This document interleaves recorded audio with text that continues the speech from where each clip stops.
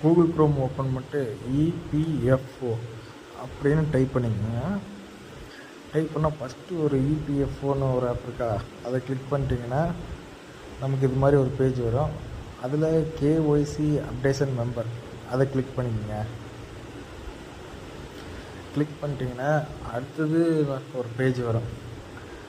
ஒரு அலர்ட்டு ஒரு மெசேஜ் வந்தால் அது ஓகே இல்லை என்ன கொடுக்குதோ அதை ஓகே கொடுத்துருங்க.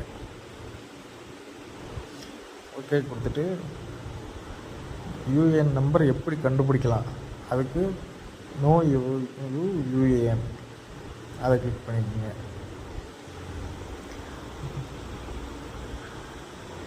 கிளிக் பண்ணிட்டிங்கன்னா இது மாதிரி ஒன்று வரும். இதில் நம்மளோட யூஏஎன் நம்பர் ஓப்பன் பண்ணுறப்ப கம்பெனிலேயே ரிஜிஸ்டர் மொபைல் நம்பருக்கு ஒன்று கொடுத்துருப்பாங்க. அந்த மொபைல் நம்பரை இதில் அட்டாச் பண்ணிக்கோங்க.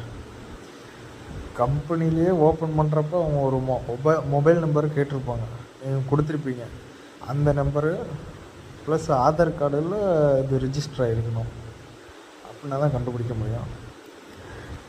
கேப்சா போட்டுக்கங்க, கரெக்டாக ஃபில் பண்ணிக்கங்க. இல்லைன்னா திரும்ப திரும்ப போடுற மாதிரி இருக்கும்.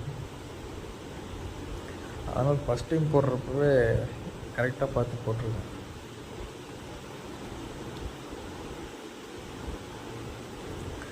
ரிக்வெஸ்ட் ஓடிபி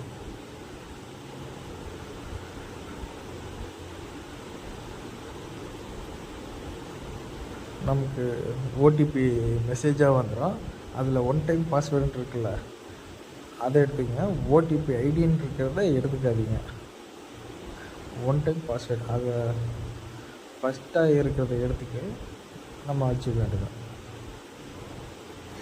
அந்த நெக்ஸ்ட் பேஜுக்கு போனோடனே ஓடிபிங்கிற இடத்துல ஓடிபி ஃபில் பண்ணிடுங்க. இதுலேயும் ஒரு கேப்சா இருக்கும்.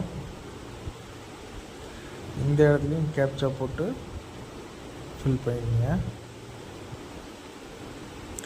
ஃபில் பண்ணிட்டு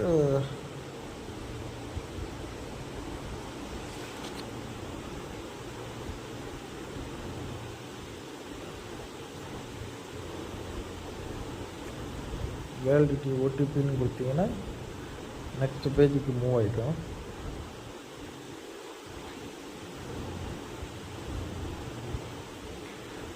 ஓடிபி வேலிடிட்டி சக்ஸஸ்ஃபுல் ஓகே கொடுத்துருங்க.